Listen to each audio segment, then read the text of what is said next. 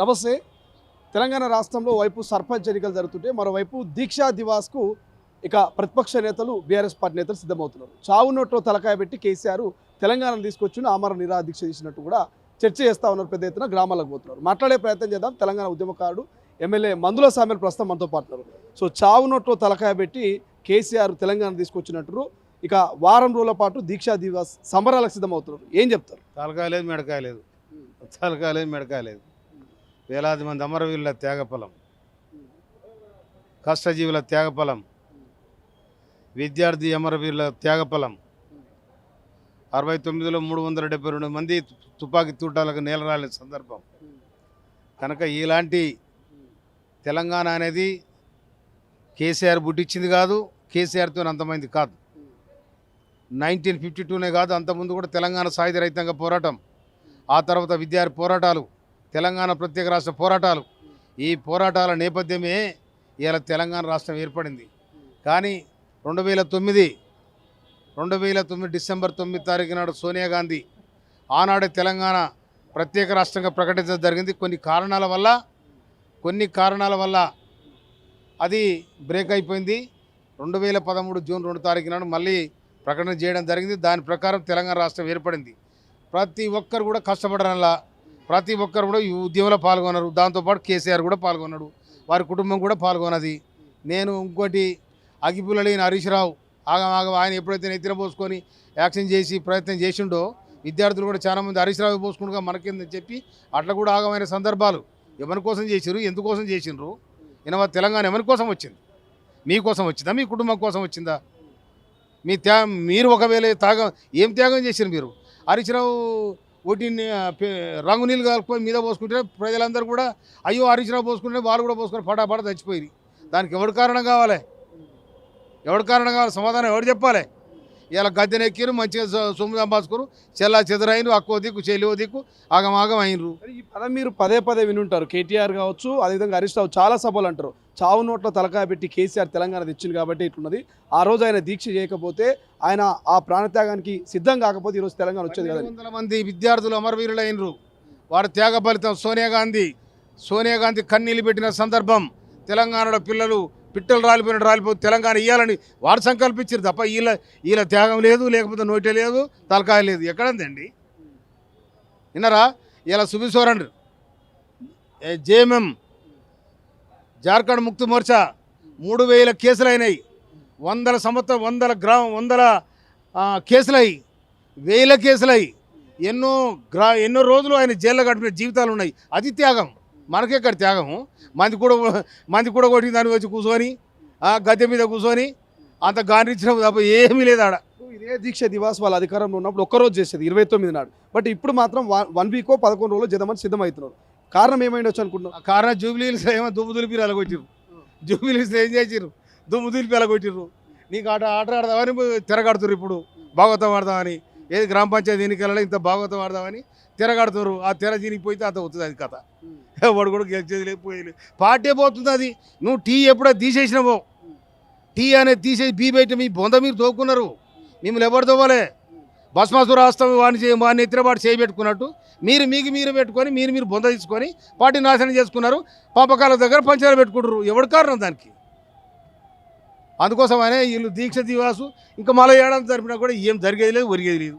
Kalvakuntla Kavitha 42% reservation తోటి Congress party బీసీలను మోసం చేసిందని నిరసనకు దీక్షలో దిగినటువంటి పరిస్థితి. సో ఏం చెప్తారు కవిత స్టేట్మెంట్? కవిత కష్టాలు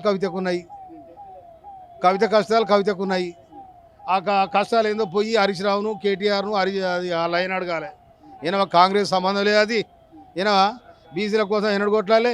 ఆమె ఎంపీ ఉన్న రోజులు మహిళా మంత్రి లేకుంటేనే ఒక మాట అడగలే కవిత. అవునా? ఇవాళ అన్నీ ఏదైతే పాపం కడుక్కుంటే రాజకీయంగా ఎట్లన్నా ఒకవేళ మయ్యముడు కాబట్టి మయ్య తరఫున మళ్ళీ పేరు చెప్పుకొని రావచ్చని తిప్పలు పడుతుండొచ్చు. కానీ ఆయన ఉతకత. అది సర్పంచ్ ఎన్నికల రిజల్ట్ ఎట్లుండే అవకాశం ఉంది? మీరు అధికారంలో కాంగ్రెస్ పార్టీ బ్రహ్మాండమైన మెజార్టీ వస్తుంది. కాంగ్రెస్ పార్టీ ఇవాళ రూలింగ్లో ఉన్నది. బ్రహ్మాండమైన ప్రజా సంక్షేమం చేసినాం. ఇవాళ ముఖ్యమంత్రి రేవంత్ రెడ్డి గారి నాయకత్వాన్ని బ్రహ్మాండంగా బలపరుస్తూ ఉంది. రాష్ట్రం మొత్తం కూడా ప్రజాపాలన సాగుతూ ఉంది, నియంతృత్వ పాలన కాదు. ఆనాడు ఒక ఎమ్మెల్యేని కలవాలంటేనే మొత్తం చిట్టీలు పంపే పరిస్థితి. ఇవాళ ఎమ్మెల్యే ప్రజల మధ్యలో పోతా ఉన్నాడు, ప్రజలు ఎమ్మెల్యే ఇంటి దగ్గర పోతా ఉన్నారు. ముఖ్యమంత్రి కలవాలంటే కూడా ఇవాళ 2 రోజులు టైం ఇస్తే ముఖ్యమంత్రి కలిసే అవకాశం ఉంది. మంత్రులు ఈజీగా కలుస్తూ ఉన్నారు. ప్రజాపాలన ప్రజల కోసం ప్రజల చేత ఎన్నుకోబడిన కాంగ్రెస్ పార్టీ అంత స్వేచ్ఛ వాయువులతో ఉంటుంది కాబట్టి కాంగ్రెస్ పార్టీకి ఏనాడు డోకలేదు. రేపు వచ్చే ఎన్నికల్లో కూడా మెజార్టీ సీట్లు కూడా కాంగ్రెస్ పార్టీకి వెళ్తాయి. కేంద్రం నుంచే నిధులు వస్తున్నాయి, కేంద్ర నిధులతోటే గ్రామాలు డెవలప్ అవుతా ఉన్నాయి, బీజేపీకే ఓటేయాలి, బీజేపీ అధికారంలోకి వస్తానే ఒక లైన్ని బీజేపీ నాయకులు తీసుకుపోతారు. ఏం చెప్తారు? బీజేపీలో బియ్యం లేవు, నూకలు లేవు, ఏది లేదు. బండి సంజయ్ తర్వాత ఎవరు కిషన్ రెడ్డి వాళ్ళు ఈ పట్టణం చుట్టూ ఇంత తిరుగుతారు అంతేగాని వాళ్ళతో ఏం ఊళ్ళలో ఎక్కడుంది ఆడుంటుంది ఏనావా అంత వస్తుంది. అది ఏ నిధి తెచ్చిన ఊళ్ళలో చెప్పాను. గ్రామ పంచాయతీకి సంవత్సరానికి ఇలా గ్రామ పంచాయతీ ఎన్నికలు పోయి దాదాపు 7 దాటిపోయింది. అవునా? సంవత్సరం ఒక నెలకు 3 లక్షల రూపాయలు రావాలి, 3,000 రూపాయలు 3,000 కోట్లు రావాలి. ఎక్కడ బాయ్ ఎంత తెస్తలేరు మీరు? ఏడబండుకున్నారు పల్లెలు ఆగమవుతున్నాయి. మేము ఇలా గ్రామ స్వరాజ్యం ఎవరు పెట్టి కాంగ్రెస్ పార్టీ ద్వారా గ్రామ స్వరాజ్యం మహాత్మా గాంధీ గ్రామ స్వరాజ్యం అని ఆయన నామకరణం చేసిండు. మీరు అక్కడ గ్రామాల కన్నా పుచ్చుకొని తినే మీ బాబతులు మీ ఏది అదేది మైనింగ్లు అని ఆగమాగ తింటారు. ఈ బండి సంజయ్ సో ఎక్కడిది, లేకపోతే ఆయన కిషన్ రెడ్డి సో ఎక్కడిది, అంతా ఉత్త కథ. ఫైనల్ ఏం చెప్తారు ఈ ప్రతిపక్షాల విమర్శలకు, ఈ దీక్షా దివాస్ మీద? ప్రతిపక్షం ఎవరు? బీఆర్ఎస్ పార్టీ వాళ్ళు, కేటీఆర్. ప్రతిపక్షం ఎక్కడిది వాళ్ళు? లేరా? ఆయన కోసం ఆయనకుంది అలా చెప్పేది విన్నావా? ఇది ఎన్నికిస్తున్న పంచాయతీ ఉన్నది. ఆడ ఎక్కగానే ఇంకోటి గుంజుతాడు. ఇప్పుడు వాళ్ళ చెల్లి ఏం చేస్తుంది, వాళ్ళ మరదలు ఏం చేస్తుంది, నీ తన గుంజుదాని ఉపాయం చేస్తుంది. వాళ్ళకే ప్రతిపక్షం. వాళ్ళు పరిశాల ఉన్నారు పూరా. ఎందుకంటే మన జూబిలీకి వెళ్తే జర ఏదో ఆట ఆడదాం అనుకోరు, కానీ ఆడదాగానేలే నవీన్ యాదవ్ దుమ్ము దులిపి పంపించాడు. విన్నావా?